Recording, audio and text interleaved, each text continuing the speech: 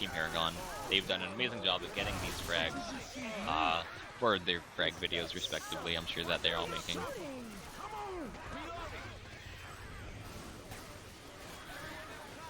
Survivors now pushing towards the helicopter, making that final push for their first round of the RBT3. Really putting on both teams though putting off a really good show for all of our spectators. Now, if this is any indication of the way that the whole tournament's going to be, then I'm very excited. It may seem that tanks are now spawning. That is just a glitch with the way that the tank spawns are set up on the map. So, I mean, tanks might just spawn and then immediately die before that they reach anybody's control. As you see right there, no tank is actually spawning. Survivors are going to walk in here with a bonus, which is almost unseen on this map. In fact, actually a pretty sizable bonus too, of 420 something. We'll see after they bleed out a little bit more. Yeah, it's gonna be 420 points. Please bleed out. Thank you for bleeding out and not allowing the meme to happen. Team Paragon almost memeing us with their HP. Nice heads up play by them not doing it. But yeah.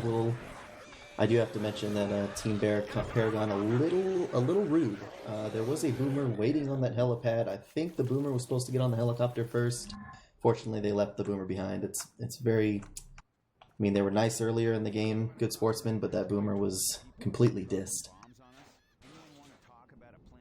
Yeah, boomer did not deserve that. So very nice game played by Paragon, getting a total campaign total. Nice redundancies there by K3 of 4,452 points. We do have a timeout by Insane. So yeah, hopefully we see some nice plays. As much as it might be over, I really want One Up to put on a nice show for this very last run across the bridge. Shut down this last tank here. Make it to the copter with some bonus. Exactly, play it out, run it in, that kind of thing. Yeah, because I mean, while there may be a prize pool for this tournament, I can guarantee you that it's not significant enough that most of the teams are not, in fact, playing for the prizes of this tournament. They are playing it for experience, they're playing it for fun. But we're all just playing it because we all love game. And that's what it really boils down to. And so, yes, X-Spy, we are in fact playing for fun. That is the big spoiler that we have all been waiting for. People didn't know this for a while, but most of the community is actually playing for fun. Believe it or not, folks. There's the big shocker of the day. So we are waiting for Insane to load back in after his crash. Hopefully see some nice Survivor and SI play coming in. For this last chapter and of the last round, or excuse me, the last side of the last chapter of the first round of RBT3 played on the parish. We have Team One Up coming out of the safe room here, climbing up top. Starting the tank immediately, but shutting down that smoker, unfortunately catching a boom and a charge. However, the damage is comparable to what they inflicted on Paragon coming right out. It looks like this tank is opting for jumping right in. Unfortunately getting stuck on the ladder there, taking, ouch, almost down to 50% already. I don't think this tank planned to be down. Actually, landing in the corner on Ellis, but I don't think he thought he'd get shredded that bad. Maybe thinking he had time for his SI spawns in.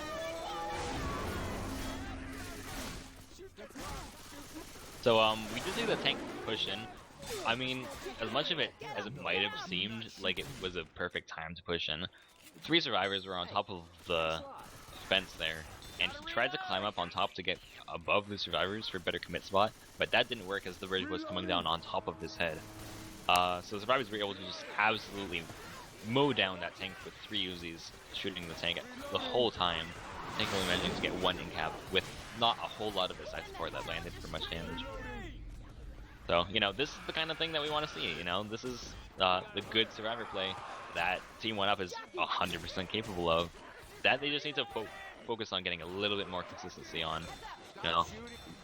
And they can, I mean, they're proving here that they can definitely hold their own against virtually any team.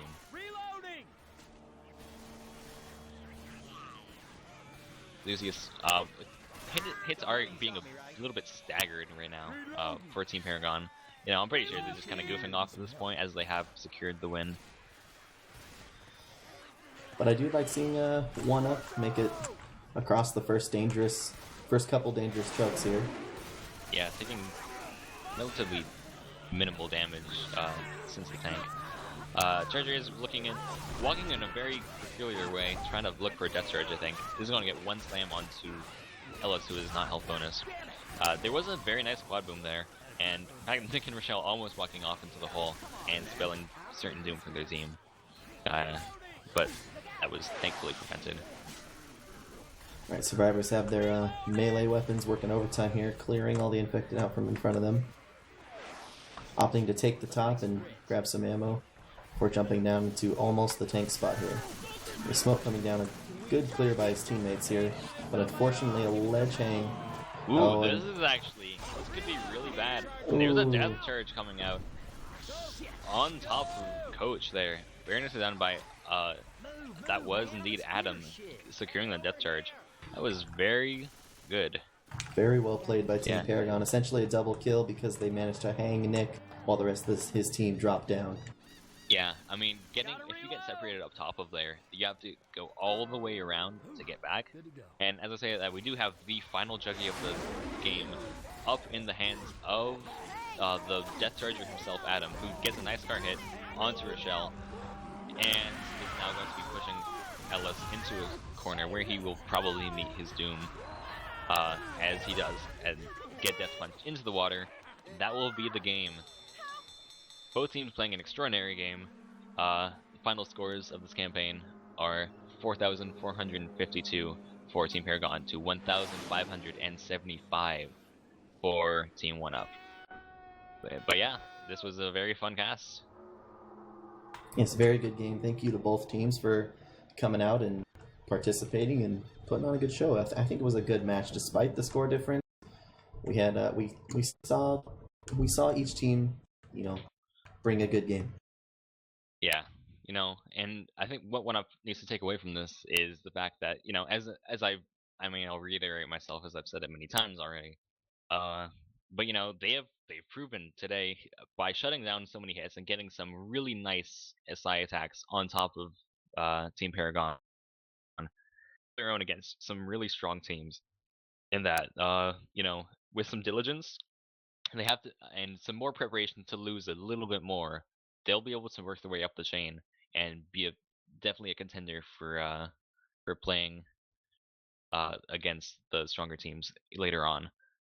All those earlier teams, generally you have to lose a few times before you get up there. When I first came here from Xbox, I lost pretty much all the time.